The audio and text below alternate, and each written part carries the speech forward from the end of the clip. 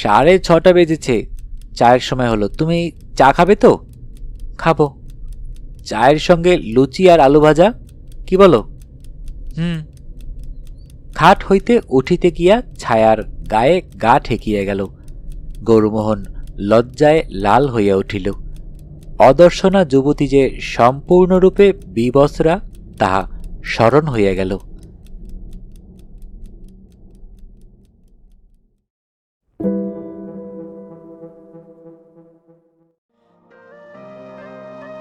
আসসালামু আলাইকুম। আপনারা শুনছেন অডিও বুক বাই মেহেদি। আজকে আপনাদের পড়ে শোনাব শরদিন্দু বন্দ্যোপাধ্যায়ের লেখা শূন্য শুধু শূন্য নয়। এই গল্পটি আমরা সংগ্রহ করেছি লেখকের গল্প সংগ্রহ নামক বই থেকে। বইটির প্রথম সংস্করণ জানুয়ারি 2001। প্রকাশক আনন্দ পাবলিশার্স প্রাইভেট লিমিটেড। প্রচ্ছদ শিল্পী ছিলেন সমীর সরকার। তাহলে শুরু করছি শরদিন্দু বন্দ্যোপাধ্যায়ের লেখা শূন্য শুধু শূন্য নয়। বরাবরের মতোই গল্প পাঠে আমি মোহাম্মদ মেহেদি হাসান।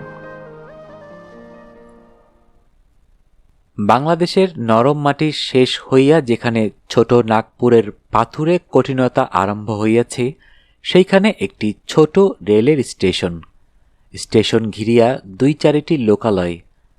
বেশিরভাগ ট্রেন এখানে থামে না, হুইসেল বাজাইয়া টিটকারি দিতে দিতে চলিয়া যায়। 2-একটা অতি মন্থর যাত্রী ট্রেন থামে আর মালগাড়ি থামে। স্থানটির পরিবেশ অতিশয় নিঝুম। যে 2-4টি মানুষ এখানে জীবনযাত্রা নির্বাহ করে, তাহাদের প্রকৃতিও নিঝুম।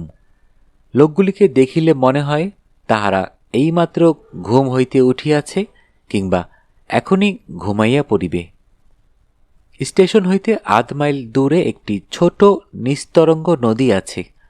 সেটিও যেন ঘুমের ঘোরে চলিতে চলিতে উপলশয্যার উপর ঝিমাইয়া পড়িয়াছে। পূর্ব বা পশ্চিম হইতে ট্রেন আসিয়া স্টেশনে থামিলে কদাচিৎ 2-একটা গ্রাম্য যাত্রী মোটঘাট লইয়া গাড়ি হইতে অবতরণ করে, তারপর মোটঘাট মাথায় লইয়া দিগন্তে বিলীন হইয়া যায়। স্টেশন হইতে যে পথটি অসমতল দিগন্তের পানে চলিয়া গিয়াছে, সেটির কোনো নির্দিষ্ট গন্তব্যস্থান আছে বলিয়া মনে হয় না। মনে হয় এই পথে কিছু দূর চলিলেই দেখা যাইবে পাথরের কোনো এক ফাটলের মধ্যে ঢুকিয়া পথটি পাহাড়ি ময়াল সাপের মতো কুণ্ডলি পাকাইয়া ঘুমাইতেছে। ঘুমনগরীর রাজকুমারীর দেশ, কেবল রাজকুমারীর সন্ধান কেউ জানে না। একদা চৈত্র মাসের অপরাহ্নে পূব দিক হইতে একটি অতি মন্থর যাত্রী গাড়ি আসিয়া স্টেশনে থামিল। একটি মাত্র যাত্রী গাড়ি হইতে নামিল।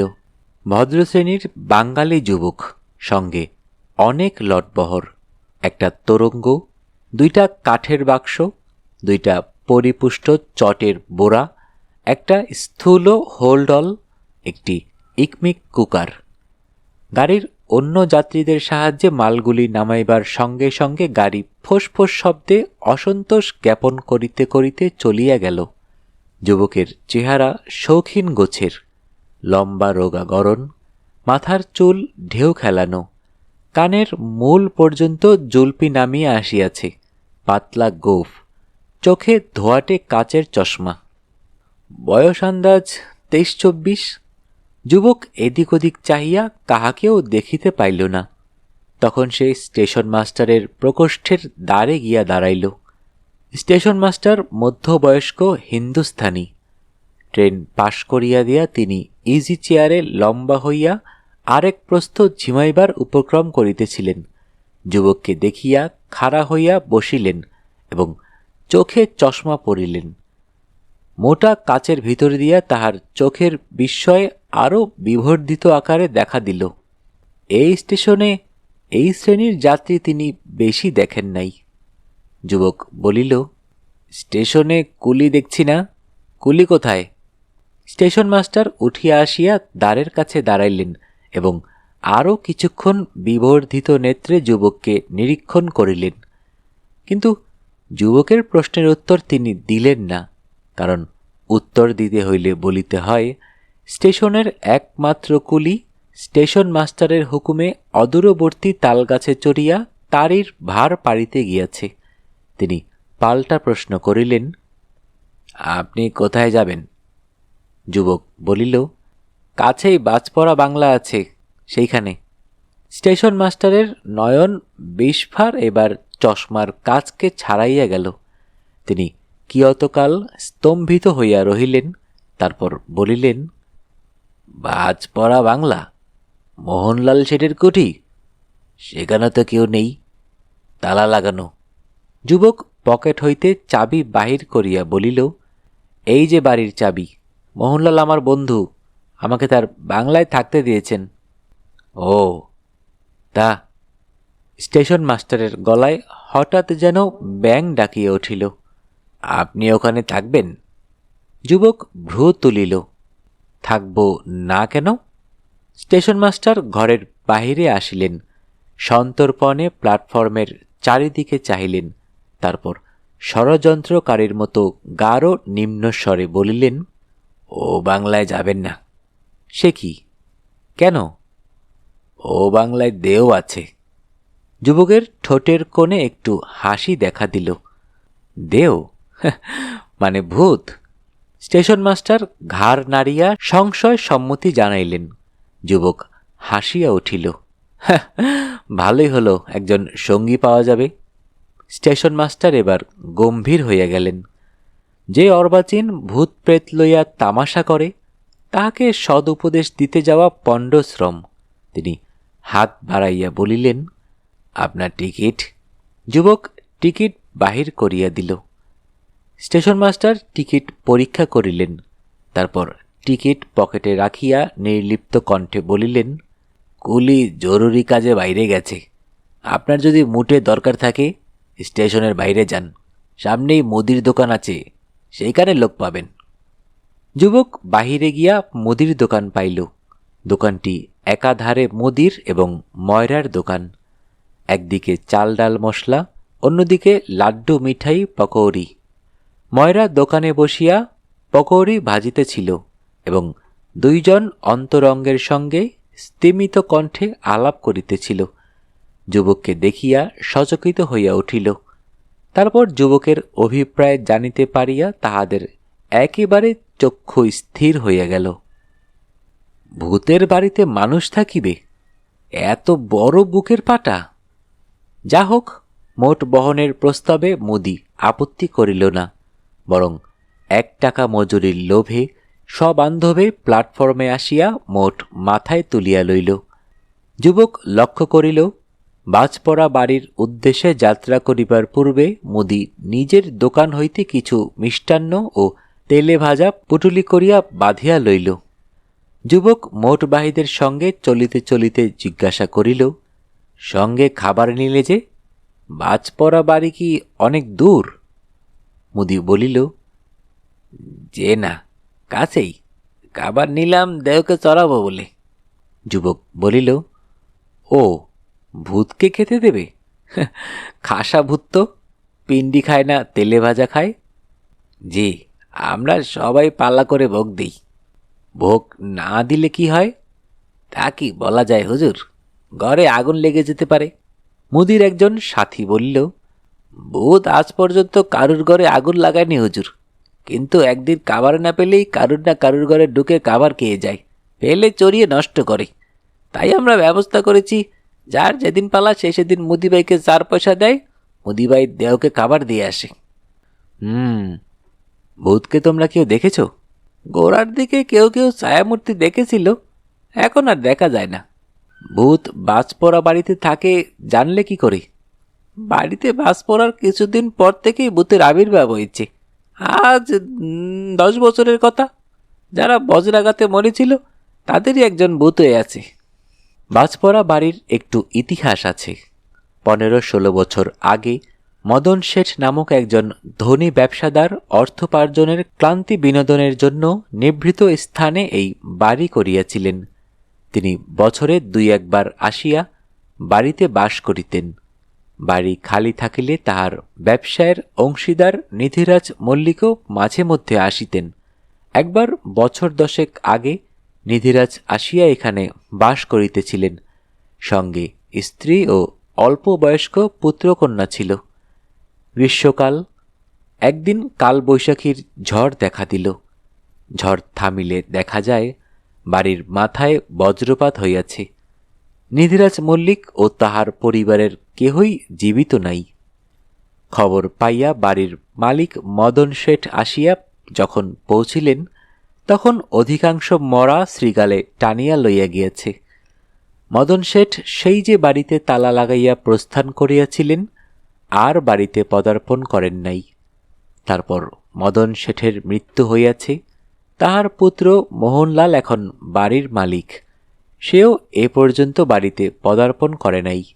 কেবল বন্ধুকে বিপদ হইতে উদ্ধার করিবার জন্য তাহাকে বাড়িতে থাকিতে দিয়াছে। আমাদের পরিচিত যুবকই সেই বন্ধু।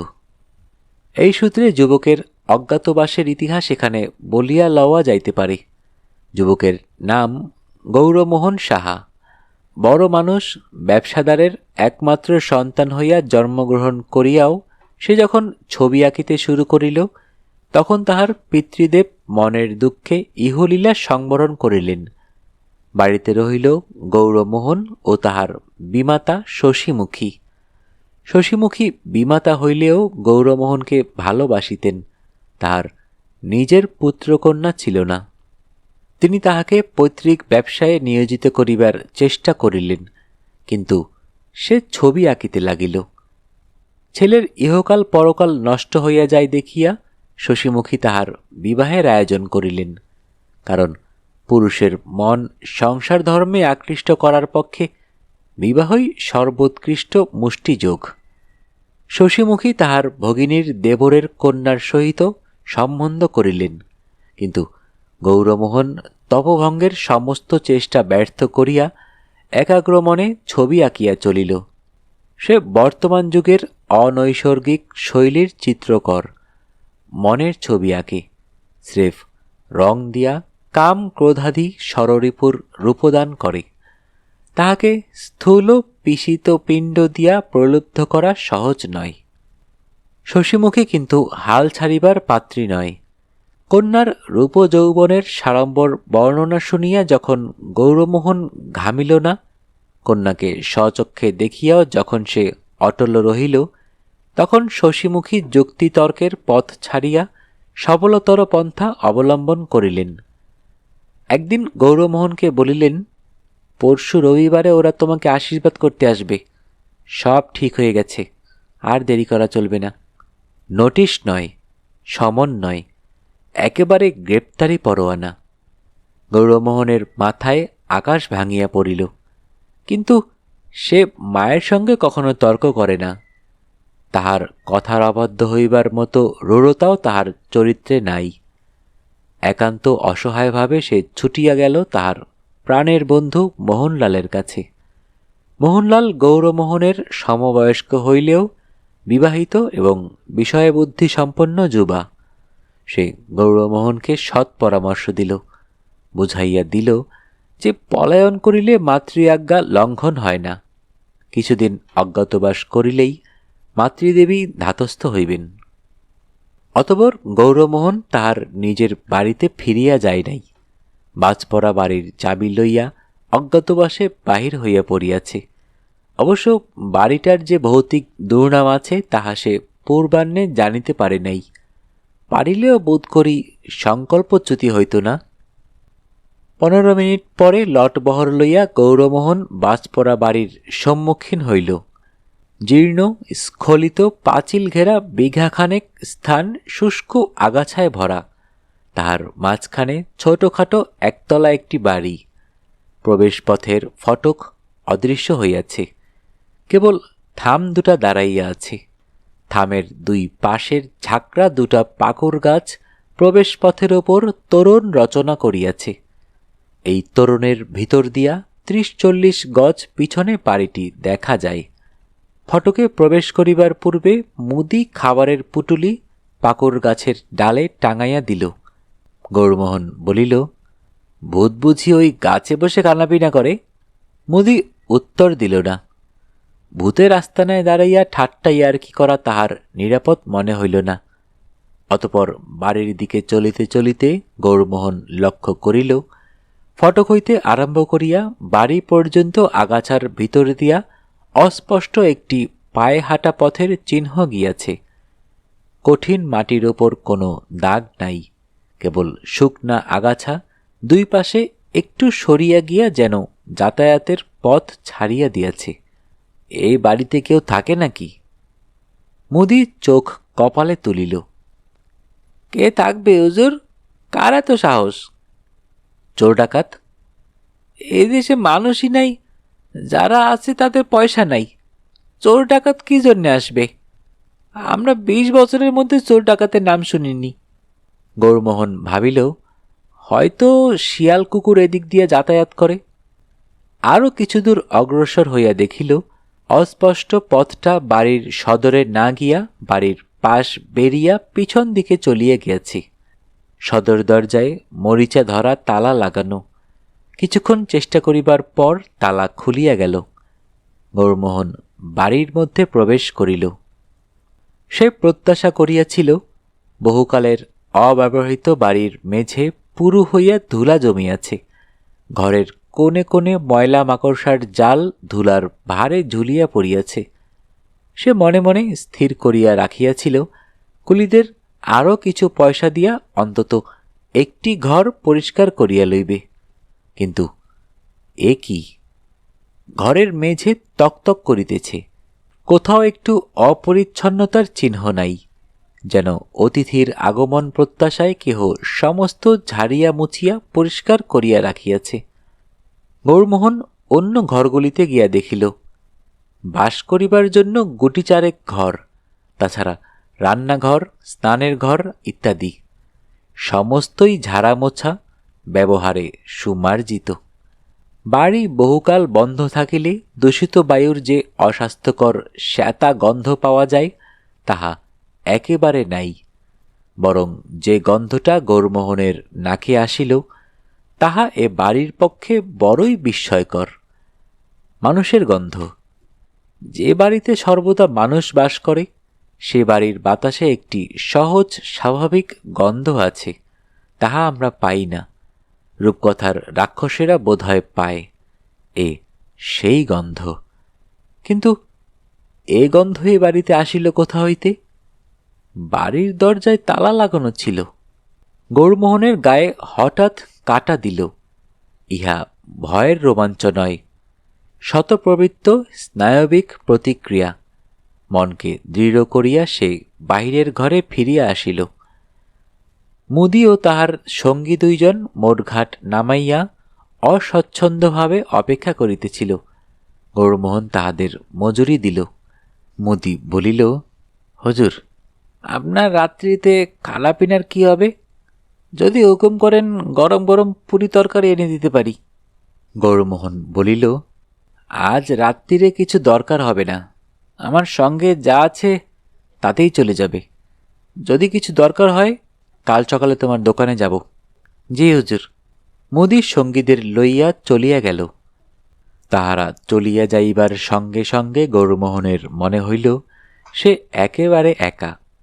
সে নিজেকে বুঝাইল, একা থাকিবার জন্যই তো সে এখানে আসিয়াছে। সে নিজে নিজের জন্য রাঁধিবে, খাইবে, ঘুমাইবে, আর মনের সুখে ছবি আঁকিবে। নিরন্তর বিয়ে কর বিয়ে কর এই তাগাদা শুনিতে হইবে না।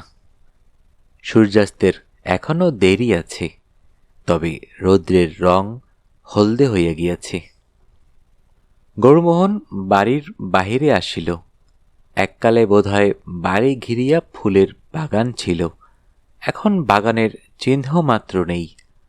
বর্ষার জল পাইয়া যে আগাছা প্রতি বৎসর জন্মগ্রহণ করে, তাহাও এখন রোদে পুড়িয়া খড় হইয়া গিয়াছে। সেই খড়ের ভিতর দিয়া অস্পষ্ট পায়ে হাঁটা পথের ইশারা। গৌরমোহন সেই ইশারা অনুসরণ করিয়া বাড়ির পিছন দিকে চলিল। ওই দিকটায় এখনো দেখা হয় নাই। পথটি বাড়ির পাশ দিয়া গিয়া পিছনে খিড়কির দরজার কাছে শেষ হইয়াছে। গৌরমোহন দরজা ঠেলিয়া দেখিল, ভিতর হইতে বন্ধ। তারপর সে পিছন দিকে ঘাড় ফিরাইয়া একেবারে চমৎকৃত হইয়া গেল। পিছন দিকে পাঁচিল নাই, তৎপরিবর্তে চওড়া সিঁড়ি ধাপে ধাপে নামিয়া গিয়াছে। যেখানে সিঁড়ি শেষ হইয়াছে সেখানে স্বচ্ছ শীর্ণ একটি নদী বিরস বাঁশ পাহাড়ি মেয়ের মতো শুইয়া আছে। ওপারে শিলাখণ্ড রচিত ঢালু পার। বাড়ির পিছন দিকে লুকানো এই দৃশ্যটি দেখিয়া গৌরমোহন মুগ্ধ হইয়া চাহিয়া রহিল। চারিদিকের শিলাসংকুল শুষ্কতার মাঝখানে দৃশ্যটি যেন আরও শ্রীমন্ত হইয়া উঠিয়াছে। যাহারা এই নিভৃত স্থানে বাড়ির পিছন দিকে পাথর বাঁধানো ঘাট তৈয়ার করিয়াছিল, তাহারা কাল স্রোতে ভাসিয়া কোথায় চলিয়া গিয়াছে, কিন্তু ঘাটটি এখনো জীবন্ত রহিয়াছে। নূতন মানুষের পদধ্বনি শুনিবার আশায় উৎসুক চক্ষে অপেক্ষা করিতেছে। গৌরমোহন ঘাটে গিয়া দাঁড়াইল। তাহার শিল্পী চক্ষু চারিদিকে ফিরিয়া দৃশ্যটির রস গ্রহণ করিল। তারপর সে জুতা লইয়া ঘাটের নিম্নতম পৈঠায় গিয়া পা ডুবাইয়া দাঁড়াইল। কি ঠান্ডা জল! রক্তচক্ষু সূর্যের ভয়ে বাতাসের সমস্ত শীতলতা যেন এই জলের মধ্যে আশ্রয় লইয়াছে। সে নত হইয়া মুখে চোখে জল দিল, মনে মনে স্থির করিল কাল সকালে উঠিয়াই নদীতে স্নান করিবে। ঘাট হইতে ফিরিবার পথে গৌরমোহন আবার পথের অস্পষ্ট রেখা দেখিতে পাইল। আসিবার সময় লক্ষ্য করে নাই ঘাট হইতে খিড়কি দরজা পর্যন্ত রেখা রহিয়াছে। সে একটু বিমনা হইল। শিয়াল কুকুরের পায়ের দাগ। শিয়াল কুকুর সদর দরজায় আসে কেন, এবং সেখান হইতে ঘাটেই বা যায় কি জন্য? এদিকে ওদিক ঘুরিতে ঘুরিতে গৌরমোহন আবার বাড়ির সামনে গিয়া উপস্থিত হইল। সূর্য অসম দিগন্ত রেখায় স্পর্শ করিয়াছে। হঠাৎ একটা কথা মনে পড়িয়া যাওয়ায় সে দ্রুত পদে ফটকের দিকে চলিল। ফটকের পাকর গাছের নিচে ছায়া ছায়া হইয়া আসিয়াছে। যেখানে গাছের ডালে খাবারের পুটুলি টাঙাইয়া দিয়াছিল, গৌরমোহন সেখানে গিয়া দাঁড়াইল। দেখিল পুটুলি অন্তর্হিত হইয়াছে। গ্রীষ্মকালে সূর্যাস্তের পর দিনের আলো বেশিক্ষণ থাকে না, তাই অন্ধকার হইবার আগেই গৌরমোহন গিয়া নিজের জিনিসপত্র গুছাইতে লাগিয়া গেল। অবশ্য সব জিনিসপত্র আজই মোট খুলিয়া বাহির করিবার প্রয়োজন নাই, কিন্তু কিছু জিনিস আজ রাত্রেই প্রয়োজন হইবে। লণ্ঠন, মোমবাতি, স্টোভ ইত্যাদি এবং বিছানা। বাড়িতে আসবাবপত্র কিছুই ছিল না, কিন্তু গৌরমোহনের মনে পড়িল একটা ঘরে সে একটি লোহার খাট দেখিয়াছে। সে গিয়া আবার দেখিয়া আসিল। হ্যাঁ, পশ্চিম দিকের ঘরের এক কোণে একটি সরু লোহার খাট আছে। সে খাটটিকে টানিয়া জানালার সামনে আনিল। জানালায় মোটা মোটা গরাদ আছে, কিন্তু কাচ বেশিরভাগ ভাঙা। গ্রীষ্মকালে তাহাতে কোনোই অসুবিধা নাই। গৌরমোহন হোলডল টানিয়া আনিয়া বিছানা পাতিয়া ফেলিল। বিছানা বালিশ সবই নূতন। বন্ধু মোহনলাল জোগাড় করিয়া দিয়াছে। বন্ধু বটে মোহনলাল। যেমন তার বিষয় বুদ্ধি, তেমনি তার বন্ধু প্রীতি। একজোড়া নূতন চটি জুতাও বিছানার মধ্যে দিতে ভুলে নাই। রাত্রে পরিবার জন্য সিল্কের পাজামা স্যুট দিয়াছে। গৌরমোহন জুতা খুলিয়া চটি পরিল। তারপর হৃষ্ট মনে বাহিরের ঘরে ফিরিয়া আসিল। বাক্স, প্যাকিং কেস, চটের বস্তা প্রভৃতিতে কোথায় কি আছে মোহনলাল বলিয়া দিয়াছিল, কিন্তু গৌরমোহনের ভালো মনে নাই। সে পকেট হইতে চাবি বাহির করিয়া প্রথমে ট্রাঙ্ক খুলিল। ট্রাঙ্কটা মোহনলালের। তাহার ভিতরের জামা, তোয়ালে, কাপড় প্রভৃতিও মোহনলালের। বন্ধুকে ব্যবহার করিতে দিয়াছে। দুই বন্ধুর শরীরের মাপ একই রকম। একের জামা অন্যে পরিলে বেমানান হয় না। উপরন্তু ট্রাঙ্কে সাবান, কেশতৈল, দাড়ি কামাইবার যন্ত্রপাতি, আয়না, চিরুনি আছে, একটি বৈদ্যুতিক টর্চও আছে। গৌরমোহনের মন খুশি হইয়া উঠিল। নিত্য ব্যবহার্য সকল বস্তুই বন্ধু দিয়াছে। সে টর্চটি লইয়া পকেটে রাখিল। তারপর ট্রাঙ্ক সরাইয়া ছোট প্যাকিং কেসটা টানিয়া লইল। ওই লম্বা প্যাকিং কেসটায় ইজেল, ক্যাম্বিস প্রভৃতি ছবি আঁকার সরঞ্জাম আছে। সেটা আজ খুলিবার দরকার নাই। এটাতে কি আছে দেখা যাক। শূন্য বাড়িতে নূতন করিয়া সংসার পাতিবার আনন্দে গৌরমোহন মাতিয়া উঠিল। প্যাকিং কেসের ঢাকনা চার দিয়া খুলিয়া দেখিল ঘরকন্যার জিনিস, একটা ছোট্ট হ্যারিকেন লণ্ঠন, 2 বান্ডিল মোমবাতি, স্টোভ, স্পিরিটের বোতল, চায়ের প্যাকেট, টিনের দুধ, চিনি, কেটলি, টিপট, পিরিচ পেয়ালা, এমনকি দুধের টিন খুলিবার যন্ত্রটা পর্যন্ত বাদ যায় নাই। গৌরমোহনের মন যেমন তৃপ্তিতে ভরিয়া উঠিল, তেমনি চায়ের পিপাসাও জাগ্রত হইয়া উঠিল। তাহার সায়াহ্নিক চা পানের গোধূলি লগ্ন উপস্থিত। আজ যে তাহাকে সপাক চা খাইতে হইবে তাহা স্মরণ ছিল না। সে হৃষ্ট মনে চা প্রস্তুত করিতে প্রবৃত্ত হইল। সঙ্গে বড় একটা ফ্লাস্কে জল আছে, কিন্তু নদী হইতে জল আনিয়া চা প্রস্তুত করাই প্রশস্ত। গৌরমোহন কেটলি হাতে লইয়া উঠিল। সদর দরজা ভিতর হইতে বন্ধ করিয়া দিয়া পিছনের দরজার দিকে চলিল। বাড়ির ভিতরে তখন ঘোর ঘোর হইয়া আসিয়াছে। পিছনের দরজাটি ভিতর দিক হইতে হুরকা ও ছিটকিনি লাগানো। কবাট খুলিবার সময় মরিচা ধরা কবজায় ক্যাচ করিয়া একটা করুণ শব্দ হইল, কিন্তু কবাটে জাম ধরে নাই, সহজেই খুলিয়া গেল। বাহিরে একটু আলো আছে। নদীর ছোট্ট বুকে সন্ধ্যার ছোপ ধরিয়াছে। গৌরমোহন কেটলিতে জল ভরিয়া ফিরিয়া আসিল, দরজা আবার বন্ধ করিয়া দিল। স্টোভ জ্বালিয়া সে জল চড়াইল। 1 পেয়ালা জল গরম হইতে বেশি সময় লাগিবে না। ইতিমধ্যে হ্যারিকেন লণ্ঠনটি জ্বালিল। স্টোভের ছোট্ট নীল কমলটির পাশে পীতবর্ণ একটি বুদবুদ ফুটিয়া উঠিল। ঘরের অন্ধকার গাঢ় হইয়া আসিয়াছিল, একটু একটু হালকা হইল। 5-6 মিনিটের মধ্যে চা তৈরি হইয়া গেল। গৌরমোহন তখন ইকমিক কুকার খুলিয়া তাহার খোলের ভিতর হইতে খাবার বাহির করিল। আলাদা টিফিন বক্স না দিয়া বন্ধ কুকারের মধ্যেই খাবার দিয়াছে। একটা খোলের মধ্যে চিংড়ি মাছের কাটলেট ও হিঙের কচুরি, অন্য খোলে কড়া পাকের সন্দেশ, তাছাড়া একটা বড় পাউরুটি, চিজ, মাখন ইত্যাদি আছে। প্রচুর খাবার। গৌরমোহন 2টি সন্দেশ বাহির করিয়া খাইতে বসিল। সঙ্গে নিশ্চয়ই আসন আছে, কিন্তু তাহা খুঁজিয়া বাহির করিতে অনেক হাঙ্গামা। বিশেষত মেঝে বেশ পরিষ্কার ঝকঝকে, ধুলা নাই। সে তরিবত করিয়া সুগন্ধি চায়ের পেয়ালাটি মুখে তুলিতে যাইবে, এমন সময় সদর দরজায় খুটখুট শব্দ হইল। গৌরমোহন চমকিয়া মুখ তুলিল, তারপর গলা চড়াইয়া বলিল, কে? দরজার ওপার হইতে কেহ সাড়া দিল না, কিন্তু আবার খুটখুট শব্দ হইল। গৌরমোহন উঠিয়া গিয়া দ্বারের সম্মুখে দাঁড়াইল। আবার প্রশ্ন করিল, কে? কি চাও? এবারও সাড়া নাই।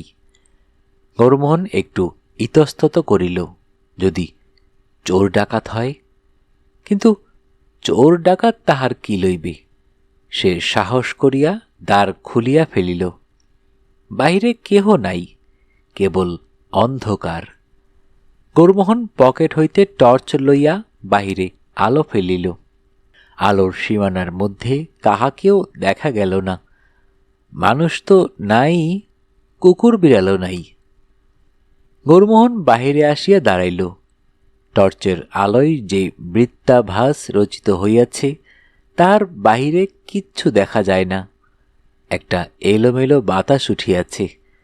গৌরমোহন এইদিক ওদিক ঘুরিয়া ফিরিয়া দেখিল, ভাবিল হয়তো হাওয়ার ধাক্কায় দরজায় শব্দ হইয়াছিল। পবন দিগন্তের দুয়ার নাড়ে। দ্বার বন্ধ করিয়া দিয়া সে চা খাইতে বসিল। বসিয়াই কিন্তু চমকিয়া উঠিল। প্লেটে একটি কাটলেট ও একটি সন্দেশ রহিয়াছে। সে সচকিতভাবে ঘরের চারদিকে চাহিল। তবে কি বিড়াল ঢুকিয়াছিল? তাহার ক্ষণিক অনুপস্থিতির সুযোগ পাইয়া কাটলেট ও সন্দেশ লইয়া পালাইয়াছে।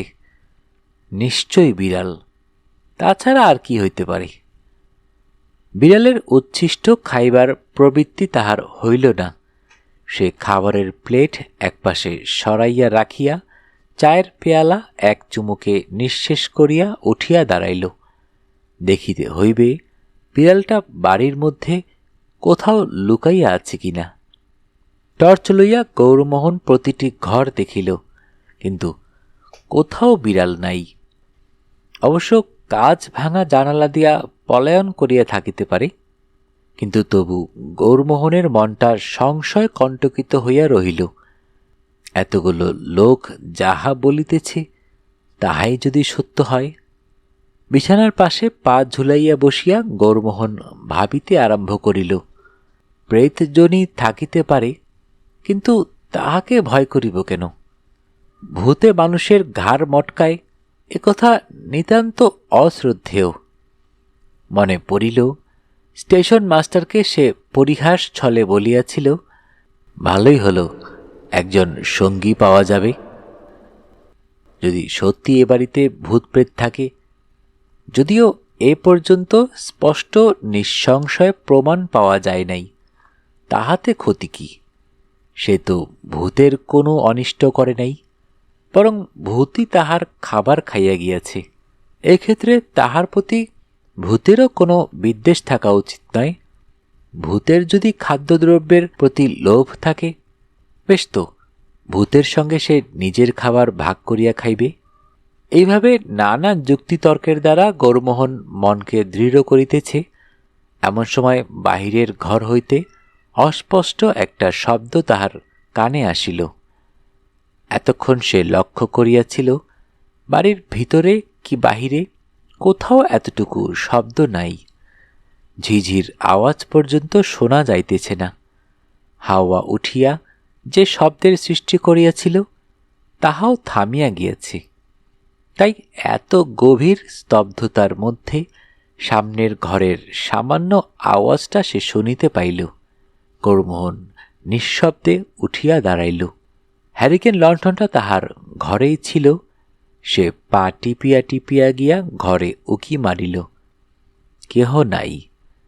তখন সে টর্চ জ্বালিয়া দ্রুত ঘরের চারিদিকে ঘুরাইল।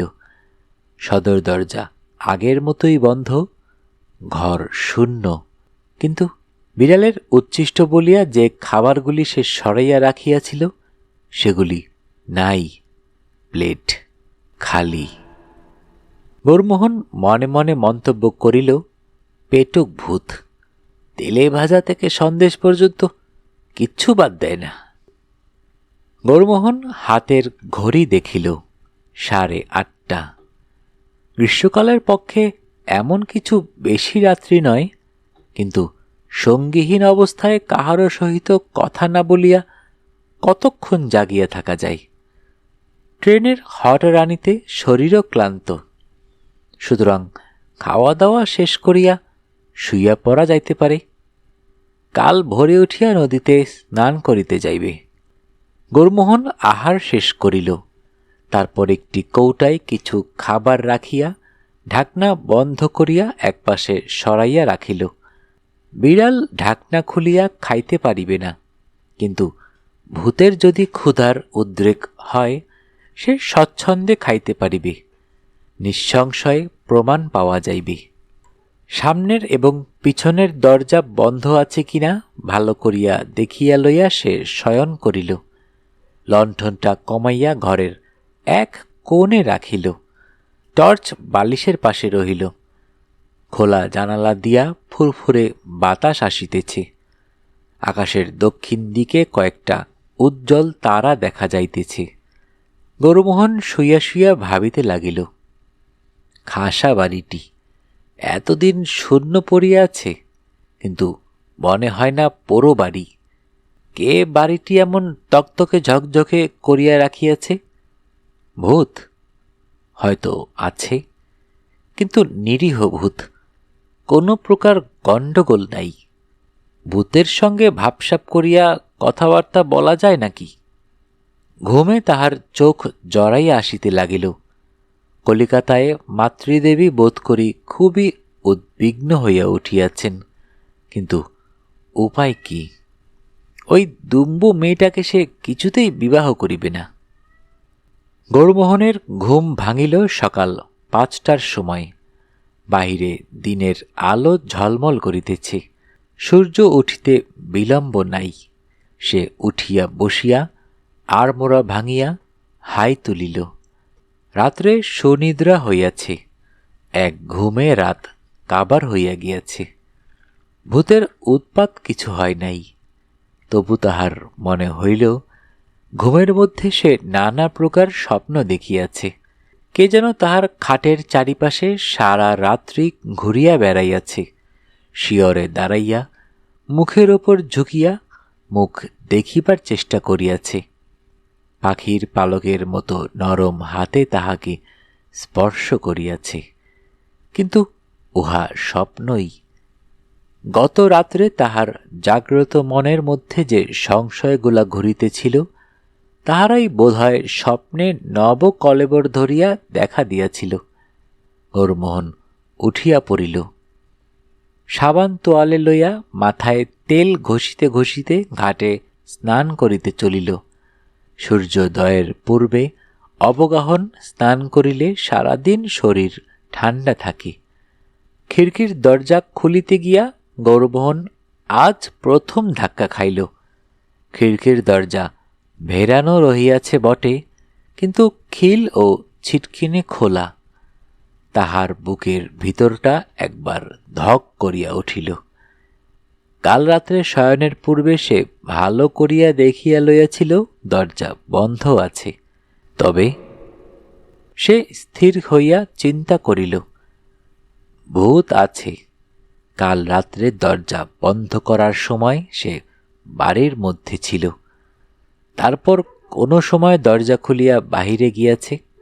কিন্তু এ কি রকম ভূত? বাহিরে যাইবার জন্য দরজা খোলে কেন? প্রেতজনিত অশরীরী। কিন্তু না, ভয় পাইলে চলিবে না। ভূতের সঙ্গে যখন এক বাড়িতে বাস করিতে হইবে, তখন ভয় করিলে চলিবে না। বিশেষত ভূত যেমনই হোক, তাহার স্বভাবটি শান্তশিষ্ট। গৌরমোহন এ বাড়িতে আসাতে সে যে বিরক্ত হইয়াছে, তাহার কোনো প্রমাণ নাই। তবে কেন সে ভূতকে ভয় করিবে? ভূতের ভয় একটা কুসংস্কার। নদীর ঘাটে পৌঁছিয়া গৌরমোহন দ্বিতীয়বার ধাক্কা খাইল। ঘাটের মাথায় দাঁড়াইয়া সে দেখিল, ঘাটের কিনারায় নদীর শান্ত জল তোলপাড় হইতেছে। জলে কেহ নাই, অথচ মনে হইতেছে কেহ হাত পা ছুড়িয়া সাঁতার কাটিতেছে, কিংবা একটা বিরাট মাছ জলের তলায় থাকিয়া লেজের ঝাপটায় জল মথিত করিয়া তুলিতেছে। গৌরমোহন হতভম্ব হইয়া দাঁড়াইয়া রহিল। তাহার বুকের ভিতরটা আর একবার ধকধক করিয়া উঠিল। হঠাৎ জলের আলোড়ন শান্ত হইল। একটা চিৎকারের মতো শব্দ শোনা গেল, যেন স্নাতক আগন্তুককে দেখিতে পাইয়াছে। তারপর আরেক আশ্চর্য ব্যাপার ঘটিল। গৌরমোহন বিস্ময়াহত চক্ষে দেখিল, জলের প্রান্তে ক্ষুব্ধ ক্ষুণ্ণ কম্পন রাখিয়া একজোড়া সজল চরণ চিহ্ন ধাপে ধাপে উঠিয়া আসিতেছে। মানুষ নাই, কেবল মানুষের ভিজা পায়ের দাগ। পায়ের দাগ ঘাটের পৈঠাগুলিকে অতিক্রম করিয়া মাটির ওপর অদৃশ্য হইয়া গেল। গৌরমোহন কিছুক্ষণ পায়ের দাগগুলির দিকে চাহিয়া থাকিয়া ধীরে ধীরে সোপানের পাথরের ওপর বসিয়া পড়িল। হঠাৎ অতিপ্রাকৃত ব্যাপার দেখিয়া বুক ধরফরানির অবস্থা কাটিয়া গিয়াছে। সে গালে হাত দিয়া ভাবিতে লাগিল, এ কি কাণ্ড! এ কেমন প্রেত! এই প্রেতের ক্ষুধা তৃষ্ণা আছে, দরজা খুলিয়া সে বাড়ির বাহিরে আসে, নদীর জল উদ্বেলিত করিয়া স্নান করে, সবই মানুষের মতো, কেবল চোখে দেখা যায় না। হয়তো সব প্রেতই এইরকম। মানুষ তাহাদের সম্বন্ধে একটা বিকৃত ধারণা করিয়া বসিয়া আছে। সজল পদচিহ্নগুলি তাহার চোখের সামনে শুকাইয়া নিশ্চিহ্ন হইয়া গেল। আরও কিছুক্ষণ ঘাটে বসিয়া থাকিবার পর গৌরমোহন জলে নামিয়া স্নান করিল। দেহ শীতল হইল, মনও অনেকটা শান্ত হইল। বাড়িতে ফিরিয়া সে সদর দরজা খুলিয়া দিল। তারপর চা তৈয়ার করিতে বসিল। স্টোভ ও লণ্ঠনের জন্য কেরোসিন জোগাড় করিতে হইবে। ইকমিক কুকারের জন্য কাঠ কয়লা দরকার। চা প্রস্তুত হইলে পাউরুটিতে মাখন মাখাইয়া সে খাইতে বসিল। খাইতে বসিয়া তাহার মনে পড়িয়া গেল, কাল রাত্রে ডিবার মধ্যে খাবার রাখিয়াছিল ভূত খায় কিনা দেখিবার জন্য। ডিবাটা ঢাকনা ঢাকা ছিল। গৌরমোহন সেটা টানিয়া লইয়া খুলিয়া দেখিল। খালি কৌটার দিকে চাহিয়া সে কিছুক্ষণ চিন্তা করিল। তারপর শূন্যের দিকে মুখ তুলিয়া প্রশ্ন করিল, তুমি এখন কিছু খাবে? গৌরমোহন কান খাড়া করিয়া রহিল, কিন্তু কিছু শুনিতে পাইল না। প্রেত বোধহয় কথা বলিতে পারে না। সে আরেক পেয়ালা চা ঢালিল। 2 স্লাইস রুটিতে মাখন লাগাইয়া খানিকটা দূরে রাখিয়া আসিল। তারপর পানাহার করিতে করিতে আর চোখে দেখিতে লাগিল। প্রেত কিন্তু খাইতে আসিল না। চা রুটি যেমন পড়িয়াছিল তেমনি পড়িয়া রহিল। প্রাতরাশ শেষ করিয়া গৌরমোহন উঠিয়া দাঁড়াইল। ঘরটা বড় অগোছালো হইয়া আছে। বস্তাগুলোও খোলা হয় নাই। এইবারে লাগা যাক। একটা অসুবিধা এই যে বাড়িতে একটিও ফার্নিচার নেই। একটা টেবিল, একটা চেয়ার, একটা কাবার্ড যদি থাকিত। যা হোক, মেঝে জিনিসপত্র গুছাইয়া কাজ চালাইতে হইবে। পাঞ্জাবির আস্তিন গুটাইয়া গৌরমোহন প্রস্তুত হইতেছে, এমন সময় খোলা দরজা দিয়া বাহিরের দিকে তাহার দৃষ্টি পড়িল। ফটকের কাছে একটা লোক উকি ঝুঁকি মারিতেছে, কিন্তু ভিতরে প্রবেশ করিতে সাহস করিতেছে না। বোধহয় মোদি। গৌরমোহন বাঁচিয়া আছিয়া কিনা দেখিতে আসিয়াছে। গৌরমোহন দ্বারের বাহিরে আসিয়া হাতছানি দিয়া মুদিকে ডাকিল। মুদি তখন চক্ষু গোলাকৃতি করিয়া কাছে আসিয়া দাঁড়াইল। হুজুর, আপ জিন্দা হ্যাঁ? গৌরমোহন হাসিয়া বলিল, আলবৎ জিন্দা হ্যাঁ। তুমি কি ভেবেছিলে ভূতে আমার ঘাড় মটকেছে? মুদির বিস্ময় বিমূঢ়তা কাটিল বটে, কিন্তু তাহার মুখ দেখিয়া মনে হইল সে খুশি হইতে পারে নাই। ভূত যেন তাহার কর্তব্যকর্মে অবহেলা করিতেছে। অবশেষে মুদি বলিল, কিছু দেখেননি? ভূত দেখিনি। মুদি এবার সত্য সত্যই অসন্তুষ্ট হইল। বলিল, আপনারা ম্লেচ্ছ, তাই দেও আপনাদেরকে দেখা দেয়নি, কিন্তু আছে, একদিন দেখবেন। গৌরমোহন হাসিয়া বলিল, আমি তো তাকে দেখবার জন্য চোখ পেতে আছি, কিন্তু ও কথা থাক। আমার 1 বোতল কেরাসিন আর কিছু কাঠ কয়লা চাই, তুমি এনে দিতে পারবে? মুদি বলিল, এখন পারবো না, আধ ঘন্টা পরে ট্রেন আসবে। এখনো আমার জিলিপি ভাজা বাকি। তবে আপনি যদি আমার সঙ্গে আসেন দিতে পারি। বেশ, চলো। গৌরমোহন সদর দরজায় তালা লাগাইয়া মুদির সঙ্গে বাহির হইয়া পড়িল। ফটকের ভিতর দিয়া যাইবার সময় গৌরমোহন জিজ্ঞাসা করিল, তুমি আজ ভোরবেলায় এদিকে এলে যে? মুদি পাকর গাছের দিকে আঙ্গুল দেখাইয়া বলিল, দেওয়ের জন্য ভোগ এনেছিলাম। গৌরমোহন দেখিল পাকর গাছের ডালে শালপাতার মোড়ক ঝুলিতেছে। সে প্রশ্ন করিল, তোমরা কবার ভূতের ভোগ চড়াও? দিনে একবার চড়াই, কখনো সকালে আবার কখনো বিকালে। ও, তাই ভূতের পেট ভরে না? মুদি সচকিতে তাহার পানে চাহিল। পেট ভরে কিনা আপনি জানলেন কি করে? গৌরমোহন উত্তর দিল না, শুধু হাসিল। আধ ঘণ্টা পরে গৌরমোহন ফিরিয়া আসিল। এক হাতে গলায় দড়ি বাঁধা কেরোসিনের বোতল, অন্য হাতে কাঠ কয়লার পুটুলি। ফটক পার হইবার সময় সে দেখিল পাকুর গাছের ডালে খাবারের মোড়ক যেমন ঝুলিতেছিল তেমনি ঝুলিতেছে, ভূত তাহা লইয়া যায় নাই। গৌরমোহন মনে মনে হাসিল, ভূতের বোধহয় লাড্ডু ও পকড়িতে আর রুচি নাই। তালা খুলিয়া ঘরে প্রবেশ করিয়া সে থমকিয়া দাঁড়াইয়া পড়িল। ঘরটি পরিষ্কারভাবে ঝাঁট দেওয়া, কিন্তু জিনিসপত্র মোটঘাট একটিও সেখানে নেই। গৌরমোহনের চক্ষু স্থির হইয়া গেল। কেরোসিনের বোতল এবং কয়লা নামাইয়া রাখিয়া সে ছুটিয়া ভিতরে গেল। তাহার শয়নের ঘরটিও পরিষ্কৃত হইয়াছে এবং তাহার ট্রাঙ্কটিও ঘরের এক পাশে রাখা রহিয়াছে। অতঃপর গৌরমোহন অন্য সব ঘরগুলিতে গিয়া দেখিল তাহার কোনো জিনিস খোয়া যায় নাই। যে বস্তুগুলি খোলা হয় নাই সেগুলি অন্য একটি ঘরে রাখা হইয়াছে। ইকমিক কুকার, স্টোভ ইত্যাদি যাবতীয় দ্রব্য রান্নাঘরে শোভা পাইতেছে।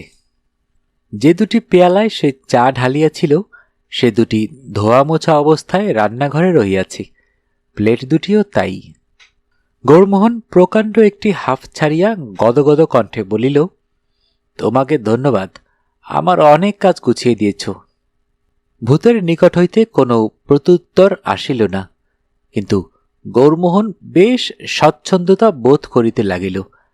এমন সহৃদয় ভূতকে সঙ্গীরূপে পাওয়া ভাগ্যের কথা। ভূত তাহার আগমনে রাগ করে নাই, বরঞ্চ খুশি হইয়াছে। গৌরমোহন কাজে লাগিয়া গেল। বস্তা, প্যাকিং কেস প্রভৃতি খুলিয়া জিনিসগুলি যথাযোগ্য স্থানে সাজাইয়া রাখিতে লাগিল। ছবি আঁকার জিনিসগুলিকে একটি ঘরে রাখিয়া আসিল। এই ঘরটি হইবে তাহার ছবি আঁকার ঘর। ঘণ্টাখানেকের মধ্যে সাজানো গোছানো সম্পন্ন হইল।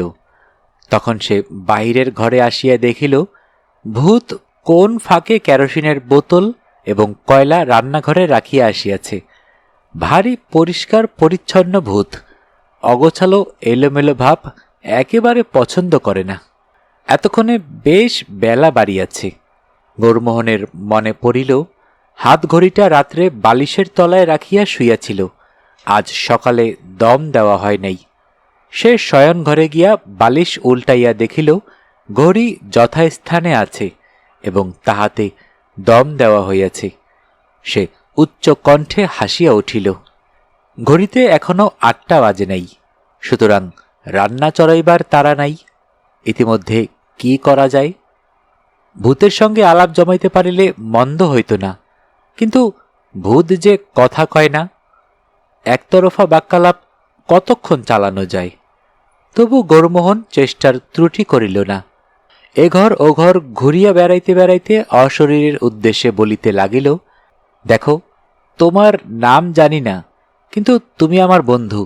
আমার কত কাজ করে দিয়েছ। আমার বন্ধুভাগ্য খুব ভালো।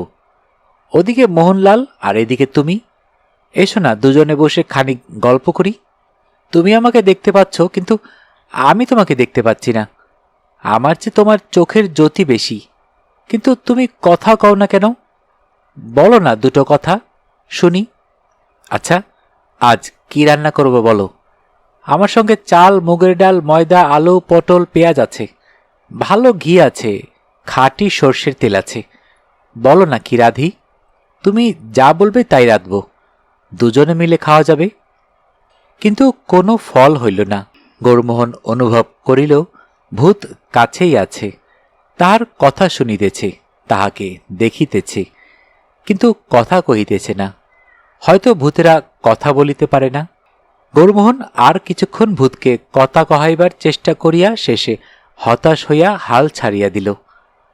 গৌরমোহন আর কিছুক্ষণ ভূতকে কথা কহাইবার চেষ্টা করিয়া শেষে হতাশ হইয়া হাল ছাড়িয়া দিল। 9টা বাজিলে গৌরমোহন দাড়ি কামাইতে বসিল। দাড়ি কামাইবার জরুরি প্রয়োজন ছিল না, এখানে কেই বা তার দাড়ি লক্ষ্য করিতেছে, কিন্তু সময় কাটাইবার জন্য একটা কিছু করা চাইত। ছবি আঁকার জোগাড় যন্ত্র করিতে পারিত, কিন্তু সকাল হইতে তার মন চঞ্চল হইয়া আছে, ছবি আঁকায় মন বসিবে না। দাড়ি কামাইবার খোর যন্ত্রগুলি ঘাটে গিয়া পরিষ্কার করিয়া আসিতে 9:30 বাজিল। এবার রান্না চড়ানো যাইতে পারে। বেশি কিছু নয়, ভাত, আলু ভাতে আর আলু পটলের ডালনা, সঙ্গে ঘি আছে, ইহাতেই এবেলা চলিয়া যাইবে। ওবেলা না হয় ভালো করিয়া রাধা যাইবে। গৌরমোহন রন্ধন ব্যাপারেরও একজন শিল্পী। রান্নাঘরে গিয়া সে প্রথমে নদী হইতে 1 বালতি জল লইয়া আসিল। তারপর চাল ধুইয়া এবং আলু পটল কুটিয়া কুকারে রান্না চড়াইয়া দিল।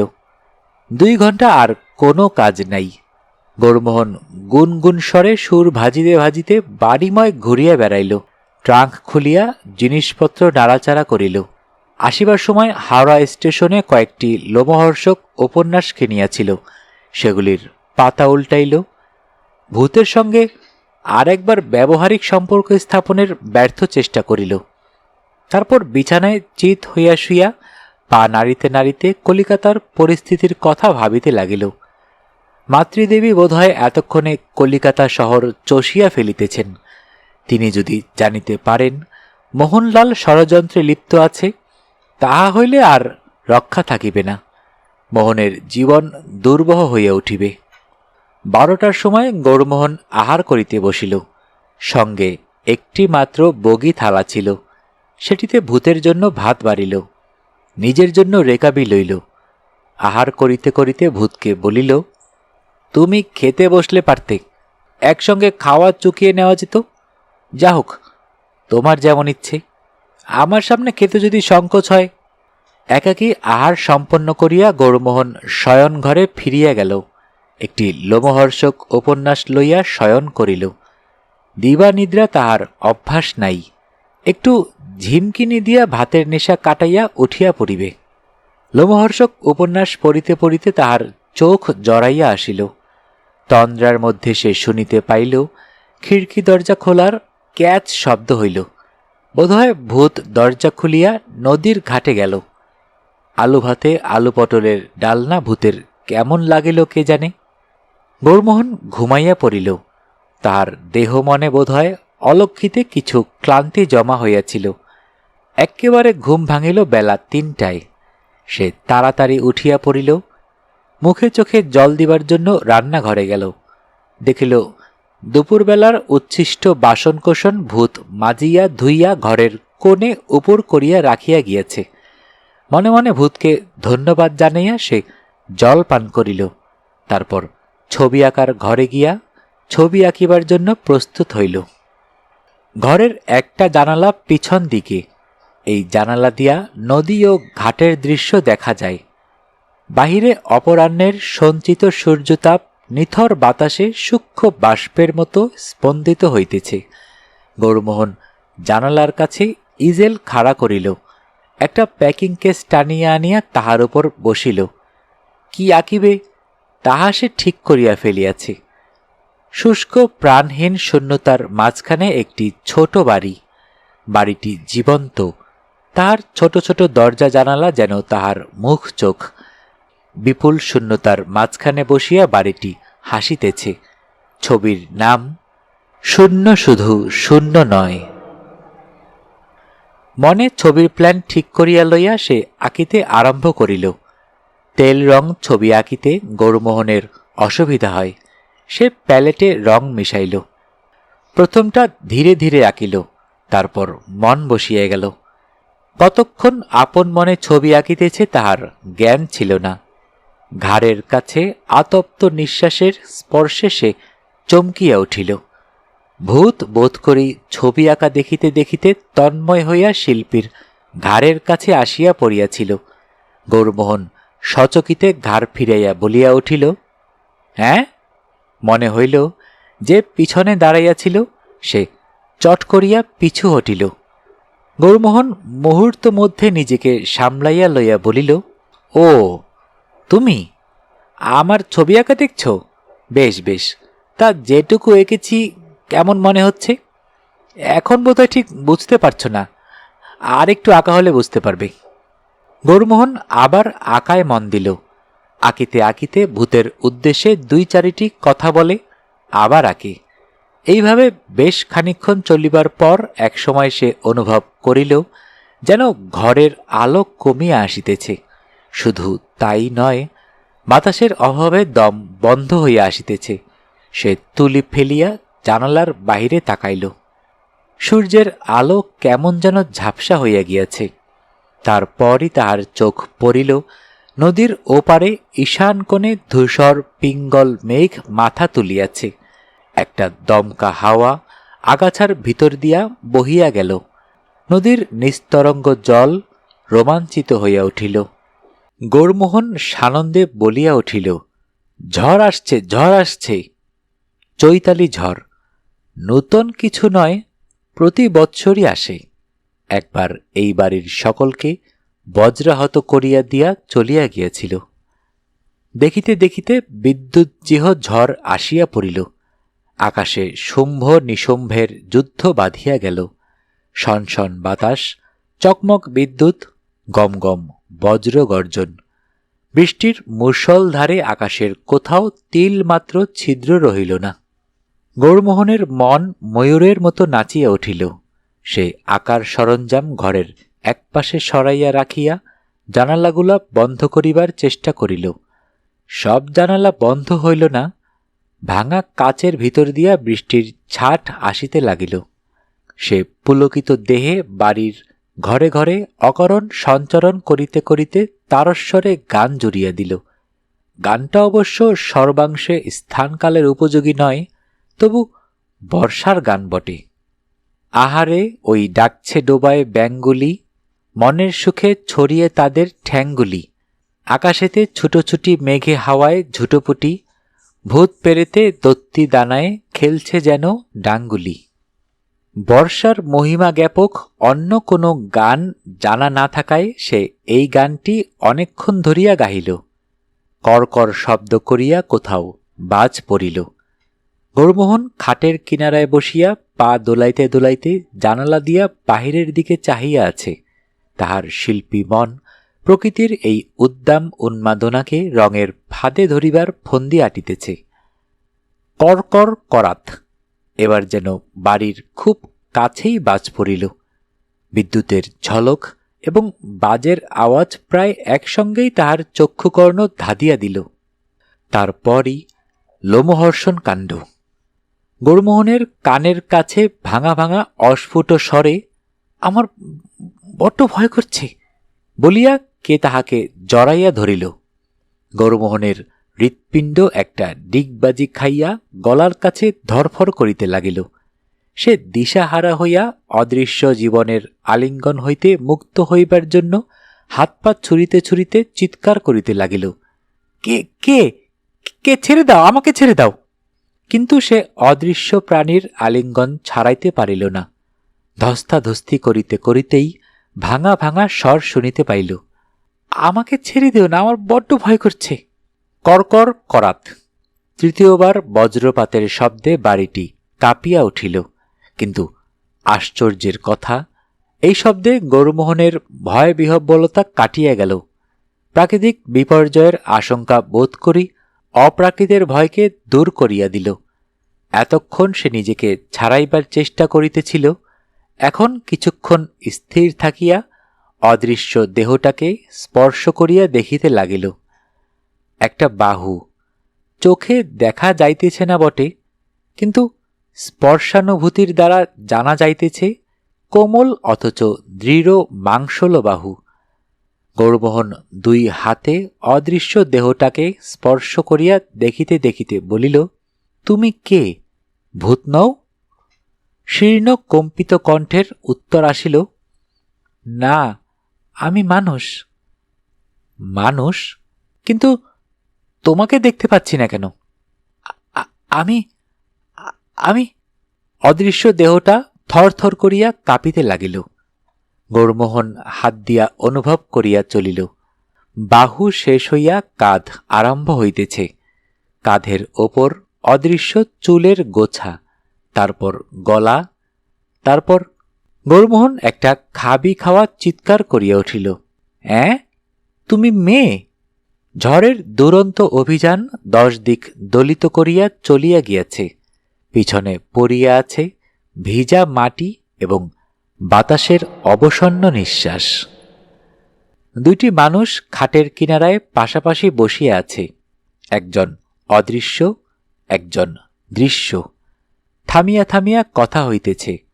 গৌরমোহন চিরদিনই মেয়েদের কাছে মুখ চোরা, আজ অভাবিত ঘটনা চক্রে এই অদর্শনা যুবতীর সংস্পর্শ লাভ করিয়া সে আরও বিহ্বল হইয়া পড়িয়াছে। গৌরমোহন বলিল, তোমার আর ভয় করছে না তো? উত্তর আসিল, না, মেঘ ডাকলেই ভয় করে। গলার স্বর এখন একটু স্পষ্ট হইয়াছে। তোমার নামটা এখনো জানা হয়নি। আমার নাম গৌর। আমার নাম ছায়া। কিছুক্ষণ চুপচাপ, তারপর গৌরমোহন হাতের ঘড়ি দেখিল। 6:30 বেজেছে, চায়ের সময় হলো। তুমি চা খাবে তো? খাবো। চায়ের সঙ্গে লুচি আর আলু ভাজা, কি বলো? খাট হইতে উঠিতে গিয়া ছায়ার গায়ে গা ঠেকিয়া গেল। গৌরমোহন লজ্জায় লাল হইয়া উঠিল। অদর্শনা যুবতী যে সম্পূর্ণরূপে বিবস্ত্রা তাহা স্মরণ হইয়া গেল। রান্নাঘরে গিয়া গৌরমোহন স্টোভ জ্বালিয়া জল চড়াইয়া দিল, তারপর ময়দা মাখিতে বসিল। দেখিল তাহার অনতি দূরে বটিতে আলু কোটা হইতেছে। চাকা চাকা আলু কোটা হইয়া একটি রেকাবে জমা হইল, তারপর বালতির জলে ধৌত হইয়া তাহার পাশে আসিয়া উপস্থিত হইল। রাত্রে খিচুড়ি রাঁধা যাবে, তুমি খিচুড়ি ভালোবাসো তো? একটি নিঃশ্বাস পড়িল। তেলে ভাজা আর লাড্ডু ছাড়া সব ভালোবাসি। তাই সে নূতন খাদ্যদ্রব্য দেখিয়া লোভ সংবরণ করিতে পারে নাই। গৌরমোহন সহানুভূতির সুরে বলিল, আহা, তেলে ভাজা ফুলুরি আর লাড্ডু খেয়ে খেয়ে অরুচি ধরে গেছে। তুমি চায়ে চামচ চিনি খাও? অনেক দিন চা খাইনি। যখন খেতুম 5 চামচ চিনি খেতুম। চায়ের জল টিপটে ঢালিয়া গৌরমোহন লুচি ভাজিতে বসিল। আমি লুচি ভাজতে জানি, তুমি সরো, আমি ভাজছি। না না, তোমাকে কষ্ট করতে হবে না। অনেক কষ্ট করেছ, ঘর পরিষ্কার করেছ, বাসন মেজেছ। আমার ইচ্ছে করছে। কণ্ঠস্বরে একটু আদুরে আদুরে ভাব। তা আচ্ছা, তুমিই ভাজো। গৌরমোহন সরিয়া দাঁড়াইয়া দেখিতে লাগিল। লুচি ও আলু ভাজা প্রস্তুত হইল, রেকাবির উপর সজ্জিত হইল। স্টোভ নিভিয়া গেল। দুজনে খাইতে বসিল। গৌরমোহন চা ঢালিল, নিজের পেয়ালায় 2 চামচ চিনি দিল, ছায়ার পেয়ালায় 5 চামচ। খাওয়া চলিতেছে। ছায়ার রেকাবি হইতে লুচির টুকরো শূন্যে উঠিয়া অদৃশ্য হইয়া যাইতেছে। চায়ের পেয়ালা ক্রমে ক্রমে খালি হইয়া গেল। গৌরমোহন দেখিতেছে তার বিস্ময়ে কিছুতেই শেষ হইতেছে না। তুমি হঠাৎ কথা কইলে যে? আগে তো কথা কওনি। কথা কইতে ভুলে গিয়েছিলাম। বলতে চেষ্টা করছিলাম, কিন্তু মুখ দিয়ে কথা বেরোচ্ছিল না। তারপর বাজ পড়ার শব্দ হলো, ভয়ে মুখ দিয়ে কথা বেরিয়ে গেল। গৌরমোহন চায়ের চুমুক দিয়া একটু সংকুচিত হাসিল। শুধু কথাই বলনি, আমাকে জড়িয়ে ধরেছিলে। বড্ড ভয় করছিল যে। সকল অকপট উক্তি। লজ্জা নাই। লজ্জা বোধ করি স্ত্রীলোকের দেহচেতনার অভিব্যক্তি। যাহার দেহ দেখা যায় না, সে কিসের লজ্জা করিবে? আচ্ছা, কাল যখন আমি এলাম তুমি আমাকে দেখেছিলে? হ্যাঁ, আমি তো পাকুর গাছতলায় দাঁড়িয়েছিলাম। আমি যখন বাড়িতে এসে উঠলাম তখন তোমার কি মনে হয়েছিল? প্রথমটা ভয় ভয় করছিল, তারপর তোমাকে খুব ভালো লাগলো। গৌরমোহনের বুকের ভিতরটা দুরু দুরু করিয়া উঠিল, কিন্তু তাহা ভয়ের দুরু দুরু নয়, সে রাত্রে পেট ভরিয়া খিচুড়ি খাইবার পর গৌরমোহন নিজের খাটের পাশে আসিয়া বসিল। ছায়া তাহার গা ঘেঁষিয়া বসিল। এই কয়েক ঘণ্টায় গৌরমোহনের লজ্জা সংকোচ অনেকটা কাটিয়াছে, তবু ছায়ার গায়ে গা ঠেকিতে তাহার শরীর একটু রোমাঞ্চিত হইল। আচ্ছা, তুমি মানে খালি গায়ে থাকতে কোনো হয় না? অভ্যেস হয়ে গেছে। প্রথম প্রথম দু একবার কাপড় চুরি করে পরেছিলুম, কিন্তু কাপড় পরলে শুধু কাপড়টাই দেখা যায়, আমাকে দেখা যায় না। লোকে ভয় পায়, তাই আর পরি না। ভালো কথা। তুমি রাত্রিরে শোও কোথায়? মেঝে শুই। শীতকালে শীত করে না? না, আমার অভ্যেস হয়ে গেছে। তা হোক, আজ তোমাকে খাটে শুতে হবে। আমি তোষক পেতে মেঝেই শোব। না, আমি খাটে শোব না। তুমি মেয়ে হয়ে মেঝেই শোবে আর আমি খাটে শোব? এ হতেই পারে না। আমি খাটে শোব না। ছায়ার কণ্ঠস্বর দৃঢ়। শোবে না? তাহলে মেঝেতেই তোমার তোষক পেতে দিই। কোন ঘরে শোবে বলো? এই ঘরেই শোব। তুমি ওঠো, আমি তোষক পেতে দিচ্ছি। গৌরমোহন কুণ্ঠিত হইয়া উঠিয়া দাঁড়াইল। এই ঘরে? কিন্তু মানে? খাটে দুখানা তোষক ও দুটা বালিশ ছিল। ছায়া একখানা তোষক টানিয়া খাটের পাশেই পাতিয়া ফেলিল। গৌরমোহন বলিল, বালিশ নাও। একটু হাসির শব্দ শোনা গেল। বালিশ লাগবে না, তোষকে হয়তো অস্বস্তি হবে। এবার ঘুমিয়ে পড়ো, তোমার বোধহয় ঘুম পাচ্ছে। আলো কমিয়ে দিই? দাও। ঘরের কোণে দেয়ালের পাশে লণ্ঠনটা জ্বলিতেছিল, এখন কমিয়া গিয়া দেয়ালের একটুখানি স্থান প্রভান্বিত করিল মাত্র। গৌরমোহন উদ্বেলিত হৃদয়ে অপরিসীম বিস্ময়ানন্দ লইয়া শুইয়া রহিল। এ কি অনির্বচনীয় অভিজ্ঞতা! বিশ্ব সংসারে আর কেহ কি ইহা অনুভব করিয়াছে? ছায়া। মুহূর্ত মধ্যে ছায়া তাহার গায়ে হাত দিয়া দাঁড়াইল। কি? গৌরমোহন বলিল, তুমি কে, কি করে অদৃশ্য হয়ে গেলে? কিছুই তো জানা হয়নি, বলবে আমায়?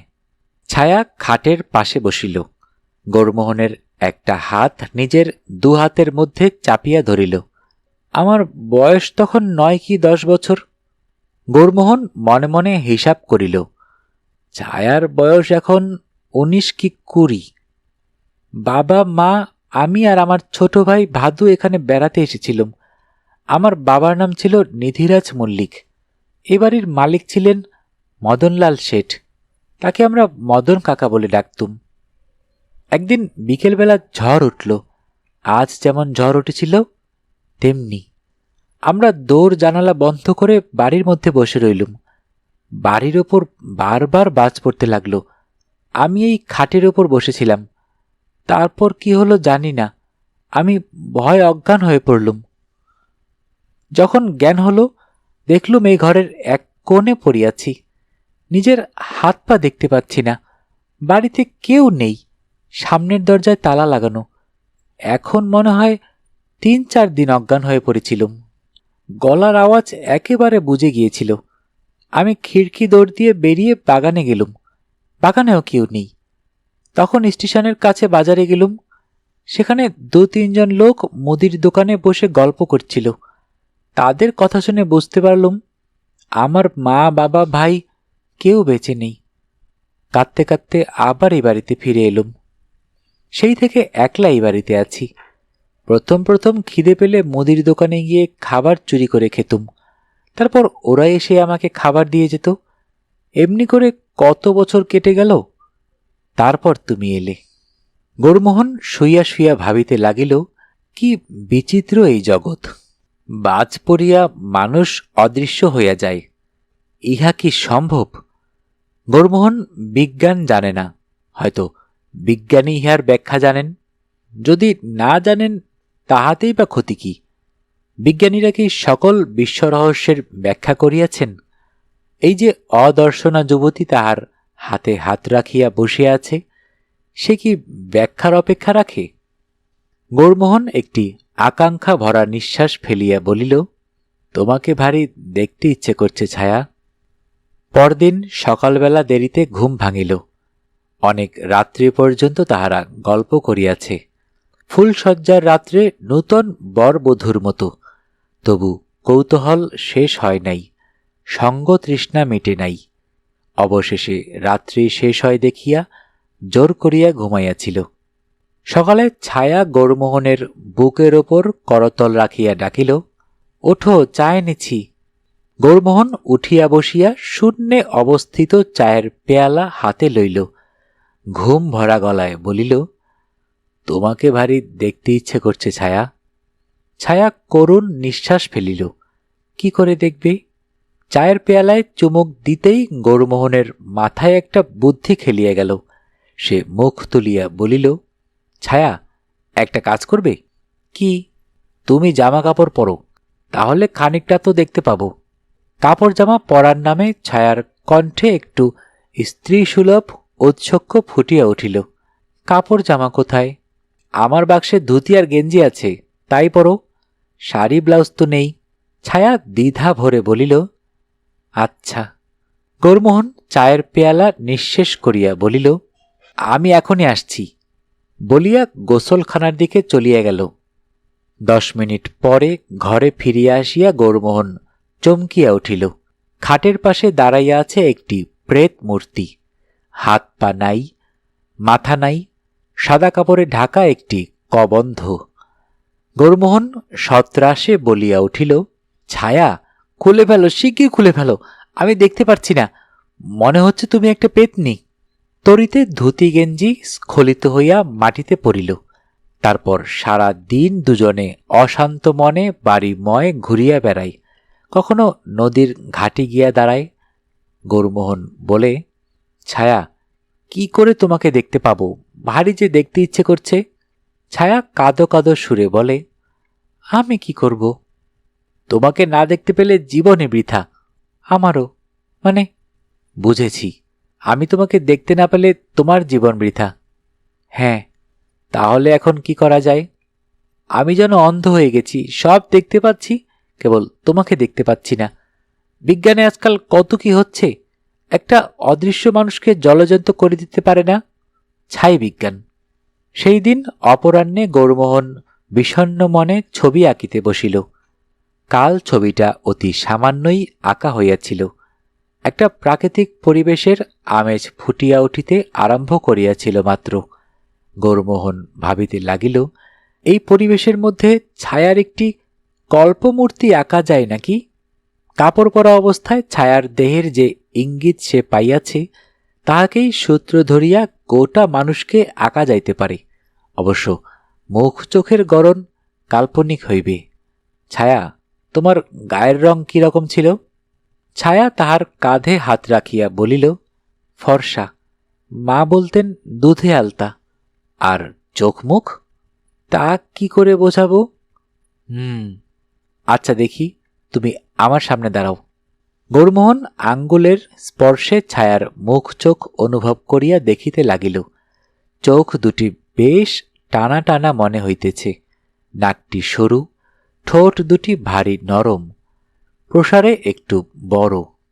গৌরমোহন বলিল, তুমি আমার মডেল, দাঁড়িয়ে থাকো, তোমাকে ছুঁয়ে ছুঁয়ে আঁকব।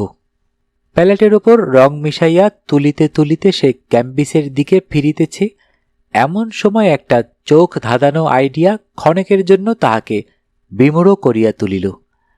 তারপর সে চিৎকার করিয়া উঠিল, ছায়া, ছায়া, এই যে আমি, কাছে এসো, কই তোমার মাথাটা দেখি। হ্যাঁ, এইবার চুপটি করে থাকো, এই বুদ্ধিটা এতক্ষণ মাথায় আসেনি।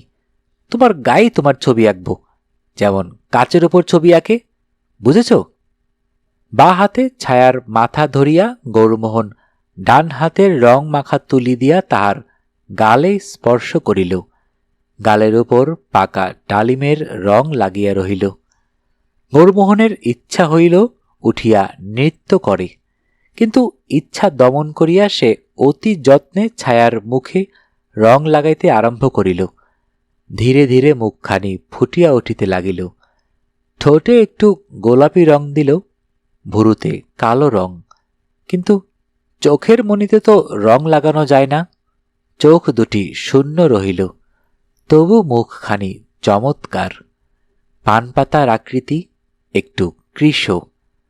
গৌরমোহন বলিল, ছায়া, কি সুন্দর তুমি, দাঁড়াও, চোখের ব্যবস্থা করছি।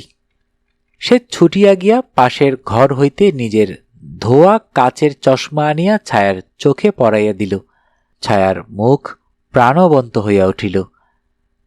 রূপকথার রাজকন্যার মতো মুখ, ঘুমন্ত রাজকন্যার চোখে নিদালির অন্ধকার। ছায়া একটু ভঙ্গুর হাসিল। গৌরমোহনের শিল্পী মন আর শাসন মানিল না। সে 2 হাত ঊর্ধ্বে তুলিয়া ছায়াকে ঘিরিয়া নাচিতে লাগিল। তারপর নাটকীয় পরিস্থিতি। গৌরমোহনের মাতৃদেবী শশীমুখী সহসা ঘরের দ্বার দেশে আবির্ভূতা হইলেন এবং গৌরমোহনকে একটি দেহহীন মুণ্ডের চারিপাশে নৃত্য করিতে দেখিয়া একটি অনৈসর্গিক আর্তনাদ ছাড়িয়া অজ্ঞান হইয়া পড়িলেন। তার পশ্চাতে গৌরমোহনের বন্ধু মোহনলাল রোমাঞ্চিত কলেবরে ফ্যাল করিয়া চাহিয়া রহিল। শশীমুখীর আবির্ভাব অনৈসর্গিক নয়। গৌরমোহন ফেরার হইবার পর তিনি প্রচণ্ড বেগে তদন্ত শুরু করিয়া দিয়াছিলেন এবং অল্পকাল মধ্যে বুঝিতে পারিয়াছিলেন যে মোহনলাল ষড়যন্ত্রে লিপ্ত আছে। তিনি তখন মোহনলালের গলা টিপিয়া ধরিয়াছিলেন। মোহনলাল বেশিক্ষণ এই কষ্ট নিষ্পেষণ সহ্য করিতে পারে নাই, সত্য কথা বলিয়া ফেলিয়াছিল। তখন শশীমুখী মোহনলালকে সঙ্গে লইয়া গৌরমোহনকে ধরিতে আসিয়াছিলেন। তারপরই নাটকীয় পরিস্থিতি। গৌরমোহন বন্ধুকে ভৎসনা করিল না, বরং বলিল, ভালোই হয়েছে। সে মোহনলালকে সব কথা খুলিয়া বলিল। ছায়া ইতিমধ্যে নদীতে গিয়া মুখের রং ধুইয়া আবার সম্পূর্ণরূপে অদৃশ্য হইয়া গিয়াছে। সে ভীতু মানুষ, এইসব গণ্ডগোল দেখিয়া ভয় পাইয়া গিয়াছে। শশীমুখীর জ্ঞান হইলে তিনি ভয়ার্ত চক্ষে একবার চারিদিকে চাহিলেন। তারপর বাবা গো বলিয়া ঊর্ধ্বশ্বাসে স্টেশনের দিকে যাত্রা করিলেন। তার গতিবেগ লক্ষ্য করিবার লোক ছিল না, থাকিলে এই দৃশ্য দেখিয়া চমৎকৃত হইয়া যাইত। পাকুড়তলায় দাঁড়াইয়া গৌরমোহন মোহনলালকে বলিল, তুই মাকে নিয়ে ফিরে যা, শিগগির একটা পুরুত নিয়ে আসবি, দেরি করবি নে। আচ্ছা, তখন তোর বউকে ভালো করে দেখব। আর একটা কথা, তুই তোর বাড়িটা আমাকে বিক্রি করে দে ভাই, এখানেই বউ নিয়ে থাকব। বিক্রি করব না, বাড়িটা তোর বিয়ের যৌতুক। আচ্ছা চললাম, কাল পরশুর মধ্যেই পুরুত নিয়ে ফিরব। দই, সন্দেশ, মাছ, কনের গয়না, বেনারসি সব নিয়ে আসব। মোহনলাল চলিয়া গেল। গৌরমোহন দাঁড়াইয়া হাত নাড়িতে লাগিল। একটি বাহু আসিয়া তাহার বাহুর সহিত জড়াইয়া গেল। গৌরমোহন সেই দিকে ফিরিয়া বলিল, চলো আরেকবার, ভালো করে এখনো তোমায় দেখা হয়নি।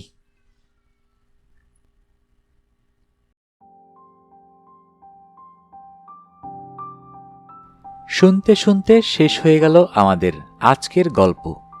যারা এখনও অডিও বুক বাই মেহেদি চ্যানেলটি সাবস্ক্রাইব করেননি, অনুরোধ থাকবে চ্যানেলটি সাবস্ক্রাইব করে বেল আইকনটি অন করে দিবেন।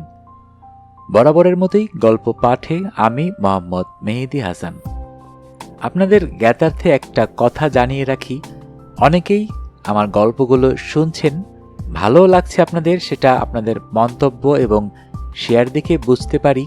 তবে আপনারা সাবস্ক্রাইব করছেন না, এটা কিন্তু খুবই দুঃখজনক ব্যাপার। অনেক কষ্ট করে আপনাদের জন্য গল্প উপহার দেওয়ার চেষ্টা করি। যদি ভালো লেগে থাকে তাহলে অবশ্যই বন্ধুবান্ধব এবং পরিবার পরিজনদের সবার সাথে শেয়ার করবেন এবং আমাকে সাপোর্ট করবেন। এবং অবশ্যই মনে করে সাবস্ক্রাইব করতে ভুলবেন না যেন। মন্তব্য করে আপনাদের মনের কথাগুলো আমাকে জানাবেন এবং কেমন গল্প শুনতে চান অবশ্যই আমাকে জানাতে পারেন। আপনাদের মন্তব্যই আমার চ্যানেলের মূল মন্ত্র। সবাই ভালো থাকবেন, সুস্থ থাকবেন এবং বেশি বেশি করে বই পড়বেন, কারণ বইয়ের চেয়ে ভালো বন্ধু আর হয় না।